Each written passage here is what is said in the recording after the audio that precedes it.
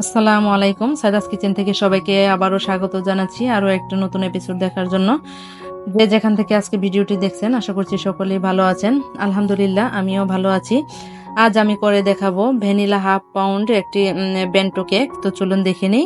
এর জন্য আমি শুকনো উপকরণগুলো চেলে নিচ্ছি। প্রথমে 1/4 কাপ ময়দা, হাফ চা চামচ বেকিং পাউডার আর 1 চিমটি পরিমাণ বেকিং সোডা আমি ভালোভাবে মিশিয়ে নিচ্ছি। তারপরে চেলে নিচ্ছি আমি।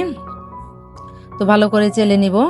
নিচে যে গুঁড়ি গুঁড়ি অংশ থাকবে সেটা হাত দিয়ে একটু করে নিব। তারপরে আমি এগুলো ভালোভাবে একটু স্প্যাচুলা দিয়ে মিশিয়ে নিচ্ছি। মিশিয়ে নিয়ে একটা সাইডে রেখে দিলাম।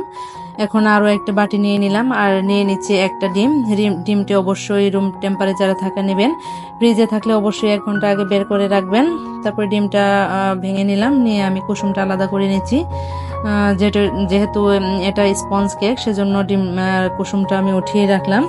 এখন যে সাদা অংশটা এটা বিটারের মিডিয়াম স্পিডে আমি বিট করে নিচ্ছি। বিট করতে করতে যখন একটা পর্যায়ে দেখবেন এরকম একটা ফোমি ভাবে চলে এসেছে, তখন আমি দিয়ে দিচ্ছি 1/4 কাপ চিনি। আগে 1/4 কাপ আমি মেপে নিয়েছি চিনিটা, তারপরে আমি চিনিটা গুঁড়ো করে নিয়েছি। গুঁড়ো করে আমি পুরোটা চিনি দিয়েছি। একটু বিট করে আবার দিয়ে দিলাম কুসুমটা বিট করে এখন দিয়ে দিলাম 1 টেবিল চামচ পরিমাণ সয়াবিন তেল আর হাফ চা চামচ পরিমাণ ভ্যানিলা এসেন্স। এটা রেডম্যান ব্র্যান্ডের ভ্যানিলা এসেন্স দিয়ে আবারও বিট করে নিলাম। এখন যে শুকনো উপকরণগুলো আগে থেকে চেলে রেখেছিলাম সেগুলো অর্ধেকটা পরিমাণ দিয়ে দিলাম, দিয়ে আমি ভালোভাবে মিশিয়ে নিচ্ছি। তারপর বাকি অর্ধেকটুকু দিয়ে দিলাম, দিয়ে আবারও আমি ভালোভাবে মিশিয়ে নিব। আর অবশ্যই শুকনো উপকরণগুলো যখন মিশাবো খুব আস্তে আস্তে মিশাবো, যাতে ডিমের ফোমের ভাবটা চলে না যায়। তারপরে আমি এখানে একটা মগ নিয়েছি। এই মগটাতে আমি সবসময় বেন্টো কেক বানিয়ে থাকি। তো প্রথমে আমি কাগজ বিছিয়ে দিয়ে তারপরে তেল ব্রাশ করে নিয়েছি। তারপর আমি এখন ব্যাটারটা দিয়ে দিচ্ছি।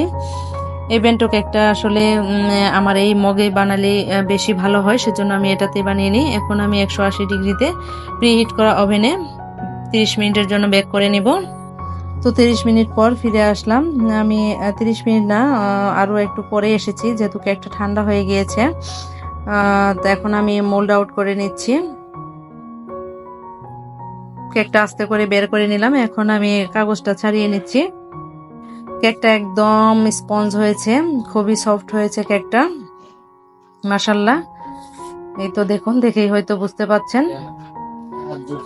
এখন আমি উপরে পাটটা আলাদা করে নিলাম নাইফের সাহায্যে। তারপর আমি 4টা ভাগে ভাগ করে নিলাম। আমি 2টা স্লাইস দিব না, পাতলা 2টা স্লাইস দিব না, যেহেতু বেন্টো কেক, আমার বেন্টো কেকের যে বক্স সেটাতে ধরবে না, সেজন্য আমি 3টা স্লাইস দিয়ে বানিয়ে নিব। এখন আমি একটা স্লাইসে প্রথমে সুগার সিরাপ দিয়ে দিচ্ছি। সুগার সিরাপ দিয়ে আমি দিয়ে দিচ্ছি হচ্ছে ক্রিম। প্রথম পার্টে আমি ক্রিমটা ভালোভাবে লাগিয়ে নিব এভাবে করে। আপনারা চাইলে প্যালেট নাইফ দিয়ে করে নিতে পারেন, আমি এটা দিয়ে করে নিচ্ছি। তারপরে আমি আরেকটা স্লাইস দিয়ে দিলাম,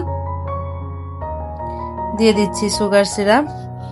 সেম প্রসেসে সুগার সিরাপ দেওয়ার পরে আবারও আমি দিয়ে দিলাম ক্রিমটা দেওয়ার পরে এখন আমি লাস্ট যে পার্টটা আছে সেটাও দিয়ে দিলাম। হালকা একটু চেপে দিব যাতে ভালোভাবে লেগে যায়। আবারও সুগার সিরাপ দিয়ে দিচ্ছি।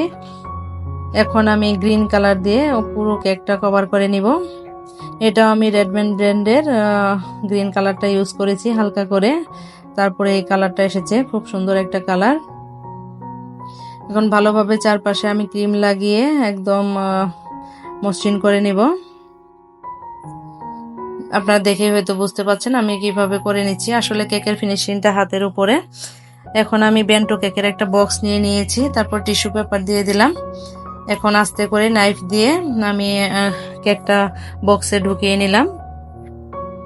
তারপর আমি একটা 2D নজেল দিয়ে একটা গোলাপ এঁকে নিচ্ছি। এটাও আমি রেডম্যান ব্র্যান্ডের রেড চেরি কালার যেটা আছে সেটার মাধ্যমে এই কালারটা নিয়ে এসেছি। তারপরে আরও একটা ছোট নজেল দিয়ে আমি সাদা দিয়ে কিছু ফুল করে নিলাম। তারপরে গ্রিন কালার দিয়েও কিছু ফুল করে নিচ্ছি। এই তো ফুল করা হয়ে গিয়েছে। এখন আমি দিয়ে দিচ্ছি কিছু সুগার বল। আশা করি আজকের ভিডিওটি আপনাদের ভালো লেগেছে। যদি ভিডিওটি ভালো লেগে থাকে তাহলে অবশ্যই লাইক, কমেন্ট ও শেয়ার করতে ভুলবেন না। আর এরকমই মজার মজার রেসিপি পেতে আমার চ্যানেলটি সাবস্ক্রাইব করে পাশে থাকা বেল বাটনটি প্রেস করে রাখবেন। এতে করে আমি নতুন ভিডিও দিলে সাথে সাথে আপনারা পেয়ে যাবেন। তো সবাই খুব ভালো থাকবেন, সুস্থ থাকবেন। আবারও চলে আসবো নতুন কোনো ভিডিও নিয়ে। আল্লাহ হাফেজ।